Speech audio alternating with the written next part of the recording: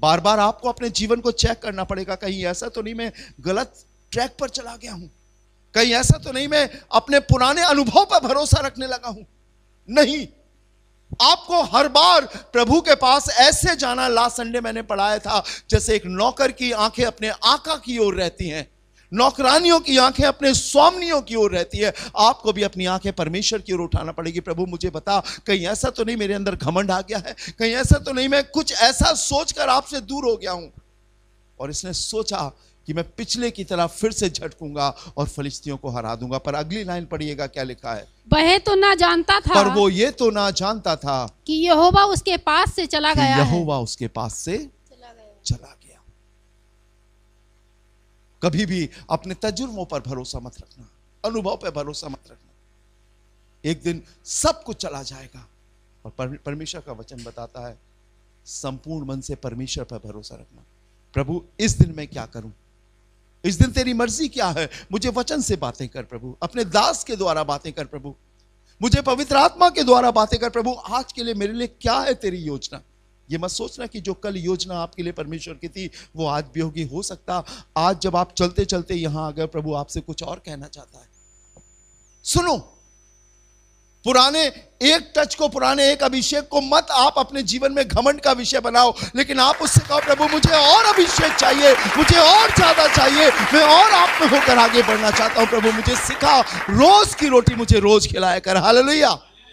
रोज मांगा करिए उससे, वो रोज आपको जीना सिखाएगा। आपके इर्द गिर्द बहुत सारे लोग हैं जो आपके अभिषेक को चुरा लेंगे, जो आपके अनॉइंटिंग को आपसे दूर करेंगे और कुछ ऐसा आपसे कहलवाने की कोशिश करेंगे कि आप परमेश्वर से दूर हो जाओ। लेकिन जब आप प्रभु के पास जाओगे, प्रभु आपको सिखाएगा, आपको बताएगा। कभी भी अपने तजुर्बों पर भरोसा मत रखना। एक उदाहरण और आपको देना चाहता हूं, अगर आप निकालें मेरे संग प्रभु के कलाम से लूका 12वां अध्याय, लूक चैप्टर 12 वर्स 18, 19, 20। मैं चाहता हूं हफ्शिबा पढ़ें थोड़ा सा जी। लूका 12वां अध्याय, नए नियम की तीसरी किताब है, मत्ती मरकुस लूका। लूका 12वां अध्याय 18, 19 और 20वां पद पढ़िए। कई बार हम अपनी कामयाबी पर भरोसा रखते हैं, मैं कामयाब हो गया हूं, मैं सफल हो गया हूं। लेकिन हमेशा इस बात को याद रखना, वचन बताता है कामयाबी ना तो पूरब से और ना पश्चिम से आती है, लेकिन कामयाबी परमेश्वर यहोवा के पास से आती है। अपने जीवन की सफलताओं का श्रेय अपने परमेश्वर को दिया करिए। कभी ये मत बोला कीजिए कि मैंने बहुत मेहनत करी, बहुत मेहनत करी, बहुत मेहनत करी। मैं भी आपको बता रहा हूं मेहनत करने वालों का क्या नतीजा होता है, जो अपनी मेहनत पर भरोसा रखते हैं। नहीं, मेहनत तो हमें करना है, लेकिन भरोसा हमें किस पर रखना है? परमेश्वर पर। बाइबल में लिखा है, जवानों को जवानी में जुआ उठाना सहज है। अगर खुदा ने आपको पढ़ने लिखने की उम्र दी है, आपको मन लगाकर पढ़ना है। अगर खुदा ने आपको काम करने की जिम्मेदारी दी है, तो आपको काम पूरी जिम्मेदारी से करना है। अगर आप घर की एक महिला हैं, तो आपको पूरी ईमानदारी से अपने घर के काम को करना है। अगर आप एक मां हैं, तो आपको पूरी ईमानदारी से अपनी मां के फर्ज को निभाना है। लेकिन श्रेय किसे देना है? परमेश्वर को।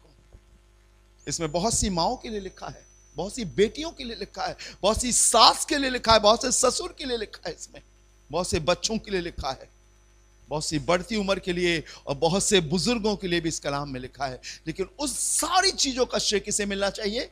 परमेश्वर को। उसका एक ही इशारा काफी है। देखिएगा, ये अपनी कामयाबी पर भरोसा कर रहा था, अपने अनुभव पर भरोसा कर रहा था, लेकिन इसका नतीजा क्या हुआ? आप गौर से सुनिएगा। लूका रचित सुसमाचार 12वां अध्याय 18वें पद से, पहले हिंदी में पढ़ें जी। और उसने कहा, मैं यह करूंगा, मैं अपनी बखारियां तोड़कर उनसे बड़ी बनाऊंगा। मैं ये करूंगा। पहले कामयाबी मिल गई इसको, इसके खेत में बहुत सारी उपज हुई।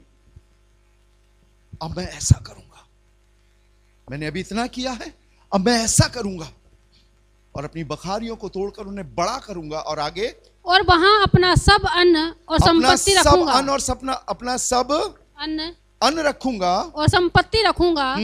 और अपने प्राण से कहूंगा कि प्राण, तेरे पास बहुत वर्षों के लिए बहुत संपत्ति रखी है, चैन कर खा पी सुख से रहे। उर्दू में पढ़िएगा भाई, देखिए क्या लिखा हुआ है जी। उसने कहा,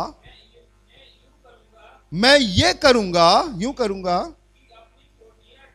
अपनी कोठरियां ढाकर उनसे बड़ी बनाऊंगा। मालूम है आपको, सबसे पहला परमेश्वर के लोगों के लिए जो जीवन होता है वो संतुष्टि का जीवन होता है।